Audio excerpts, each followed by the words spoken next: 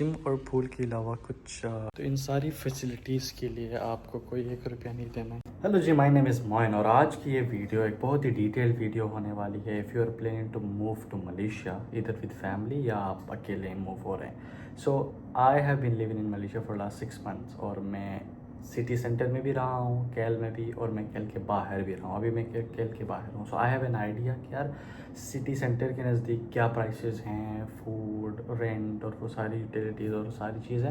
And then केल central के बाहर, नियर केल सेंट्रल, लाइक 20-30-40 किलोमीटर दूर क्या आपके इन्वायरमेंट्स होते हैं। लेटर इन दिस वीडियो मैं पूरे एक अपार्टमेंट का, इस बिल्डिंग का टूर दूँगा, क्या फैसिलिटीज़ होती हैं फैमिली के लिए, और एज एन इंडिविजुअल आप क्या क्या चीज़ यहाँ एक्सेस कर सकते हैं, वो सारी चीज़ें हम एक्सप्लेन करेंगे। सो आई डोंट थिंक कि इसके बाद आपको कोई वीडियो देखने की ज़रूरत होगी। So I am very much sure about it. So will start with के यार 4 चीज़ें हम कवर करेंगे mainly: rent, food, transport and utilities, जिसमें आपके रिचार्ज और इंटरनेट के बिल्स और इलेक्ट्रिसिटी बिल्स वगैरह सारी चीज़ें हम, ये 4 चीज़ें हम इस वीडियो में कवर करेंगे। और इसमें हम डिवाइड करेंगे कि यार फैमिली के लिए क्या एक्सपेंसेस होते हैं inside KL and outside near KL, और फिर इंडिविजुअल के लिए क्या एक्सपेंसेस होते हैं inside KL and outside KL. So I will be explaining everything for you. I have written, जो कि यहाँ पे मेरे लैपटॉप पे पड़ा हुआ है, विच I'll explain to you.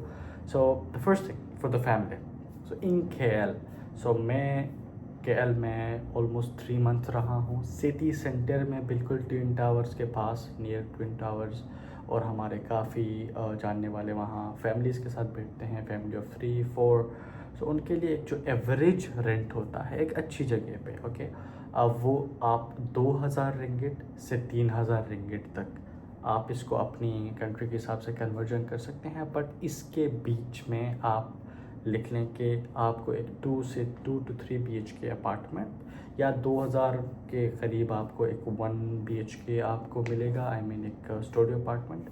But 2500 के बाद आपको फिर एक 2 BHK, इवन समटाइम्स 3 BHK 3000 तक भी आपको मिल सकता है। तो दैट्स वेरी श्योर।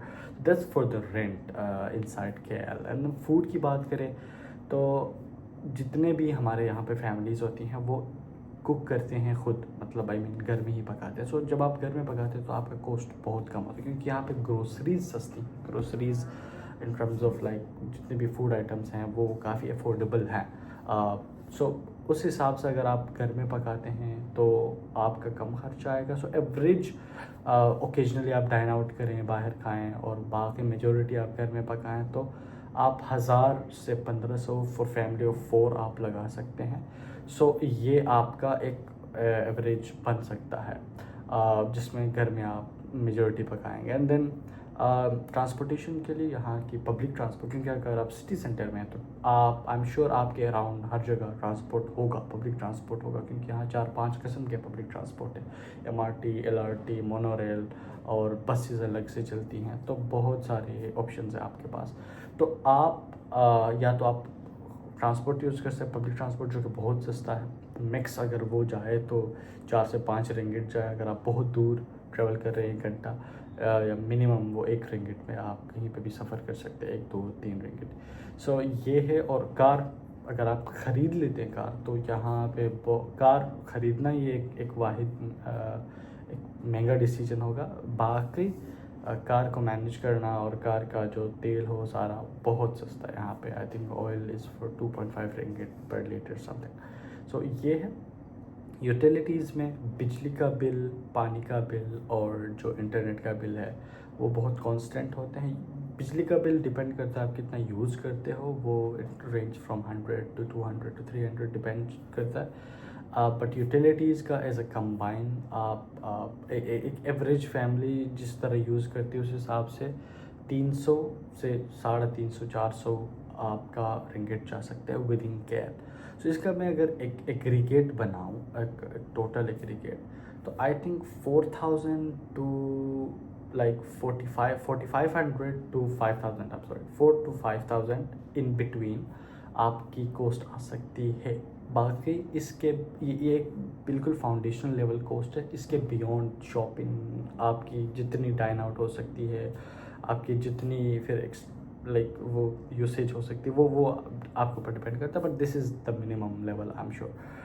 उसके अलावा अगर आप सेम सिचुएशन में आउटसाइड केल रहते हैं, नियर साइबर जाया, जैसे मैं अभी साइबर जाया में रह रहा हूँ, या आप पंपंग में रहते हैं या चिरास में रहते हैं, somewhere around like near KL, जो 20-30 मिनट की दूरी पे हो, तो देन आप फिर कंसिडर कर लें जो रेंट होगा। जो मेरे दोस्त फैमिली ऑफ 4 के साथ अभी रह रहे हैं यहाँ साथ ही एक बिल्डिंग में, तो वहाँ पे आपको जो रेंट मिलेगा वो मैक्स आपको 1500 या इवन 1000 से आप 2000 जो है वो रेंट आप लगा सकते हैं। यहाँ पे कुछ ऐसी जगह हैं जहाँ पे फैसिलिटी ज़्यादा आपको नहीं मिलेंगी लेकिन रेंट बहुत सस्ता मिलेगा। यहाँ पे इवन 3 BHK का घर, फॉर एग्जांपल मुतियारा विला यहाँ पे एक जगह है, वहाँ 3 BHK का घर भी आपको 1500 रिंगिट में मिल सकता है। बहुत बड़ा घर, बेहतरीन 3 कमरे होंगे और एवरीथिंग। सो इस तरह की चीज़ें भी यहाँ होती हैं, आई मीन, और वहाँ पे सारी फैसिलिटीज़ भी हैं, पूल है, सारी जिम है and everything. So that's something you can get, और उससे भी सस्ती जगह है, 600-700 यहाँ पे। बहुत पुरानी बिल्डिंग है, I won't recommend that for family, but है यहाँ पे पॉसिबिलिटीज़ हैं जिस तरह भी आप रहना चाहते हैं, सस्ते से सस्ता। सो इन जनरल आप 1000 से 2000 लगा के चलें एक फॉर अ फैमिली, ओके, जिसमें 1500-1800 में आपको एक अच्छा सा मिल जाएगा घर, 2 BHK या एक डुप्लेक्स ले लें एक बड़ा सा, सो इट डिपेंड्स। और फिर फूड के लिए वही 800-1000, क्योंकि मेजोरिटी आप घर में कुक करेंगे। डाइन आउट भी यहाँ करें तो वह भी अच्छा है, अफोर्डेबल है। डाइन आउट यहाँ पे सिटी सेंटर से बहुत अफोर्डेबल है, आपको इजीली एक टाइम का जो खाना है एक for family of 4, I think अगर आप अच्छा खाना खाएं तो 30-40-50 रिंगिट से ज़्यादा नहीं आएगा यहाँ पे, बाहर की बात करो। देन अगर आप यहाँ पे MRT LRT थोड़ी सी दूर होती है, यहाँ पे MRT चलती है। अगर आप चलाते हैं यहाँ पे तो बहुत अच्छी, मतलब वो सारी चीज़ें हैं। आप कार अगर अफोर्ड कर पाते हैं तो आप कर लें, अगर नहीं कर पाते तो नॉर्मली यहाँ पे लोग कार ही यूज़ करते हैं, या अगर आप स्टूडेंट हैं तो आप नियर अपनी यूनिवर्सिटी बैठ सकते हैं, या अगर आप जॉब करते हैं तो आपको कार तो चाहिए होगी। अगर आप साइबर जाए आप दूर के या MRT से दूर या पब्लिक ट्रांसपोर्टेशन से दूर रहते हैं तो दैट्स फॉर श्योर। मेरा जो ऑफिस हो वो यहाँ पे नज़दीक 5 मिनट की दूरी पे है, तो मैं यहीं पे रहता हूँ, यहीं से मैं पैदल ऑफिस जाता हूँ एंड देन मैं वापस आता हूँ। So that's like for around आप लगा सकते हैं कार के लिए। बाकी आप मैंने एक्सप्लेन किया। यूटिलिटीज़ यहाँ पे चाहे इंटरनेट का बिल हो वो आपको शायद 100 रिंगिट का आराम से मिल जाएगा। इलेक्ट्रिसिटी भी यहाँ मेरा जो है 100 से ज़्यादा नहीं आता। सो लमसम 200 से 300 आप यहाँ पे लगा सकते हैं। सो इन टोटल जो आपकी कॉस्ट आएगी यहाँ पे खाना पीना और सारी चीज़ों को मिला के, which I am guessing for a family is 3000 to 3500। I think that's एक बेसिक आपकी कॉस्ट आ सकती है। उसके अलावा बाकी डिपेंड करता है आप कितना खर्च करते। So there was for the family actually, एक फैमिली के लिए कितना खर्चा आ सकता है इन मलेशिया। अब बात करते हैं हम फॉर इंडिविजुअल्स। अगर आप इंडिविजुअल हैं, आप अकेले आ रहे हैं मलेशिया, तो आपकी क्या कॉस्ट आ सकती है। जैसे मैं इंडिविजुअल हूँ, सो आई विल एक्सप्लेन कि यार मेरे क्या प्रैक्टिकल खर्चे हैं when I was living in KL। So KL में डिपेंड करता है, अगर आप अकेले रह रहे हैं तो बहुत खर्चा, बहुत means is a lot. I mean आप बहुत मीन्स के डिपेंड करता है आपकी क्या फाइनेंशियल स्टेटस है, बट इट्स लाइक आप 2000 का मिनिमम एक कॉन्डो लेंगे, आई मीन स्टूडियो अपार्टमेंट 2000 से 2500। उसके बाद आपके सारे खर्चे, तो आप इजीली 3500-4000 के रेंज में चले जाते हैं अगर आप KL में अकेले रह रहे हैं तो। बट एज एन इंडिविजुअल आपके पास एक और ऑप्शन होता है which is a shared apartment या शेयर्ड रूम, जिसमें आपको एक मास्टर बेडरूम दिया जाता है और बाकी लिविंग रूम आपका शेयर्ड होता है। अगर आप वो लेते हैं तो वो फिर आपको जो KL में आपको वो जो पड़ेगा वो आपको 500 से 1000 के बीच में पड़ेगा। 600, 700, 800 का एक अच्छा सा कमरा मिलेगा आपको, वो किसी भी अपार्टमेंट के बिल्डिंग में हो सकता है। सो वो आप अगर शेयर्ड लेंगे तो वो आपको KL में सस्ता पड़ेगा। घर लेंगे तो वो आप लगा ले 3000 से 3500 का रेंज, या कुछ जो जिस तरह आप स्टूडेंट्स अगर हैं तो आप एक 3 BHK कर लें 3000 रिंगिट का, और वहाँ पे आप 5 ईज़िली बैठ सकते हैं, 3 बड़े कमरे होते हैं, सारी चीज़ें। तो वो फिर आपको मज़ीद सस्ता पड़ेगा। सो ये आपके पास ऑप्शंस हैं। बट अगर आप एज एन इंडिविजुअल, बाकी यूटिलिटीज़ और वो जो सारी चीज़ें हैं वो इसी तरह चलती हैं। लेकिन अगर आप आउटसाइड केयर की बात करें, अगर आप रह रहे हैं, तो अगर आप इंडिविजुअल हैं, आप एक नोमैड हैं मेरी तरह, तो देन आपको चीज़ें काफ़ी सस्ती पड़ेंगी। जैसे मैंने 1 BHK का पूरा जो घर है, एक कमरा है, it's not a studio apartment, it's 1 BHK, एक पूरा लिविंग रूम है, एक कमरा है। तो इस पूरे का जो रेंट है वो है 1200 रिंगिट वाली, ठीक है, 1200 रिंगिट। उसके अलावा इसमें जो जितने भी यूटिलिटीज़ होती है, बिजली का बिल मेरा 100, 100, 120, 130 तक आ जाता है मैक्स। वाटर बिल 30-35, तो वो आप 150 लगा लो सारा मिला के। उसके अलावा यहाँ पे इंटरनेट जो है वो 100 का आता है, तो वो आप 250 लगा दो। 89 का पैकेज है, तो वो 250 लगा दो। सो 250 वो हो गया, 1200 वो, almost lump sum 1500 is done, like वो कंप्लीट हो गया। खाने का मैं ज़्यादातर घर में पकाता हूँ, तो मेरा 500-600 का खाने का ख़र्चा होता है। मैं एक बार खर्चा लाता हूँ एंड देन मैं उसको फिर पकाता हूँ। सो 2000 इज़ लाइक 2000 से 2200 मैंने एक लिमिट रखा हुआ है अपने लिए कि यार इतना मैं खर्च कर सकता हूँ, इससे ज़्यादा मैं खर्च नहीं करूँगा। सो उससे ज़्यादा अगर मैं कहीं ट्रैवल करूँ तो वहाँ खर्चा हो जाता है, but that's like something lump sum amount. मैं पब्लिक ट्रांसपोर्ट यूज़ करता हूँ, मैं यहीं पे होता हूँ, ऑनलाइन काम करता हूँ, तो दैट्स लाइक एन एक लमसम जो है मेरी अमाउंट 2 से 2500 बन जाती है एज एन इंडिविजुअल। अगर मैं यही सेम चीज़ यहाँ पे शेयर्ड अपार्टमेंट में करूँ तो मेरा खर्चा बिल्कुल ही कम आएगा, क्योंकि यहाँ पे 250 से लेके 1000 तक भी आपको एक अच्छा कमरा मिल सकता है। तो वो पूरा फिर वो डिपेंड करता है कि मैं क्या डिसीजन लूँ। सो ये एक जनरल ओवरव्यू था if you are coming as an individual. अच्छा, यहाँ पे जब भी आप घर रेंट करते हैं तो 3 जो है वो उसके स्टेजेस होते हैं। इधर आपको एम्प्टी मिलेगा, खाली मिलेगा, या आपको हाफ फर्निश्ड मिलेगा, या आपको फुल फर्निश्ड मिलेगा। जो मैंने कर लिया था वो हाफ फर्निश्ड था, बट आपको जो मैंने रेट्स बताए हैं वो एक फुल फर्निश्ड घर के हिसाब से रेट्स बताए हैं। तो आप यही रेट्स आप लगा लें, क्योंकि यहाँ पे मेजॉरिटी जो भी फॉरेनर्स आते हैं, जो भी यहाँ पे मूव करते हैं, वो फुली फर्निश्ड ही घर कंसिडर करते हैं, क्योंकि कौन यहाँ आके फिर पूरे बेड शेड सारी चीज़ें फ्रिज खरीदेगा, क्योंकि वो जाने के बाद उसका क्या करोगे आप।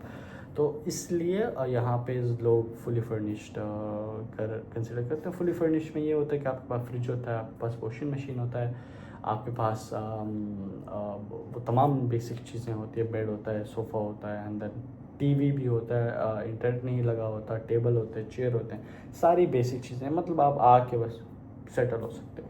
So that's for like I have explained everything, यार क्या क्या चीज़ें आपकी यहाँ पे कॉस्ट ऑफ लिविंग आ सकती है। So I hope this is gonna be helpful. अभी what I am gonna do is, मैं जिस कॉन्डो में रहता हूँ तो मैं आपको एक्सप्लेन करूँगा कि यार एक कॉन्डो में, एक अपार्टमेंट में आपको क्या क्या फैसिलिटीज़ मिल सकती हैं। सो इन टर्म्स ऑफ पूल, किस तरह के पूल होते हैं, किस तरह के वर्किंग स्पेस एरियाज़ होते हैं, स्पोर्ट्स वाले एरियाज़ होते हैं, बच्चों के खेलने के लिए एरियाज़ होते हैं। अब आई am gonna share everything with you. So this video is a bit long, but I think this is enough. I mean इसके बाद आई एम नॉट श्योर अगर आपको किसी और वीडियो की ज़रूरत होगी। So if still you have any question, आप कमेंट कर सकते हैं। I would love to answer that. So let's move on and then I'll show you around. Let's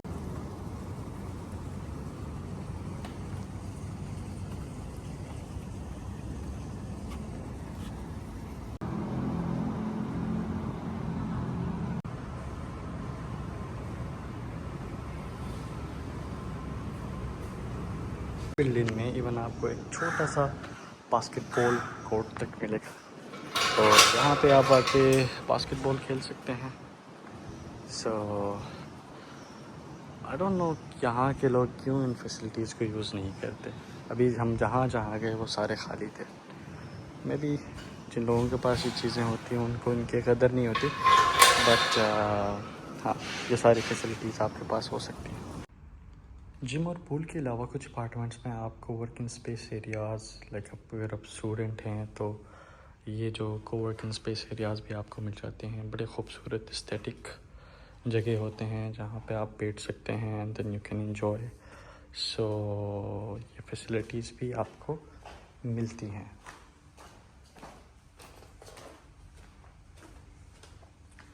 आपको स्पोर्ट्स के लिए भी कुछ इंडोर स्पोर्ट्स पूल,